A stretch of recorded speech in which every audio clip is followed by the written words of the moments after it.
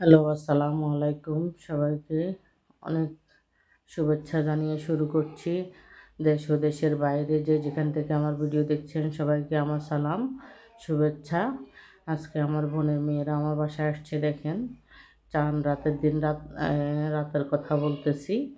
এই ভিডিওটা কিন্তু চাঁদ রাতের ভিডিও দিতে পারিনি আমি, শারীরিকভাবে অসুস্থ থাকার কারণে দিতে পারি নাই। এই জন্য ওদেরকে এখন আপনাদের মাঝে ভিডিওটা ছাড়তে বসে গেলাম।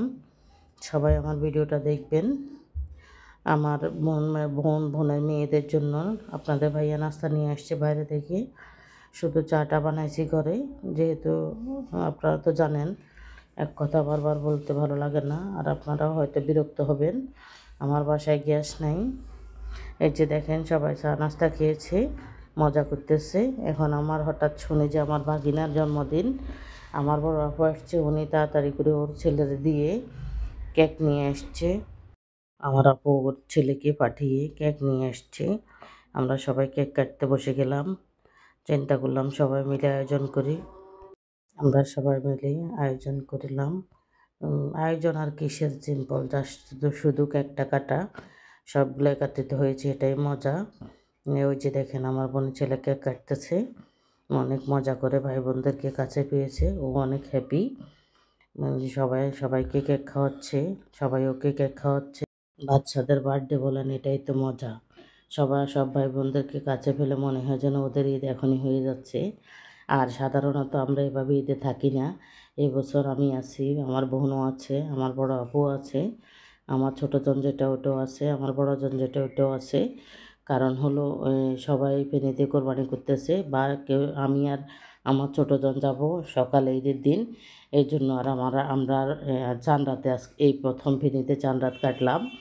এই জন্য সবাই মিলে একত্রিত হলাম। এখন এখন শুরু হয়ে গেল মেহেদি আয়োজন। আমার বোনের মেয়ে আবার খুব সুন্দর মেহেদি লাগাতে পারে। ওকে বললাম যে আমাদেরকে মেহেদি পরাই দে। আমার মেয়েকে নিয়ে শুরু করছে।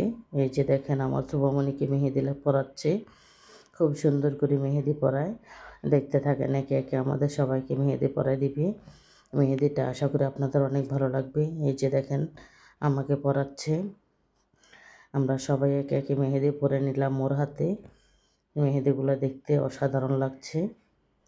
যদিও আমার মেহেদিটা ভালো পড়ে নাই, আলমিরাতে থাকাতে ওটা একটু হয়ে গেছে, মানে শক্ত জাতীয় হয়ে যাওয়াতে ওর অনেক কষ্ট হয়েছে। মেহেদিটাও ফিনিশিং সুন্দর কম হয়েছে।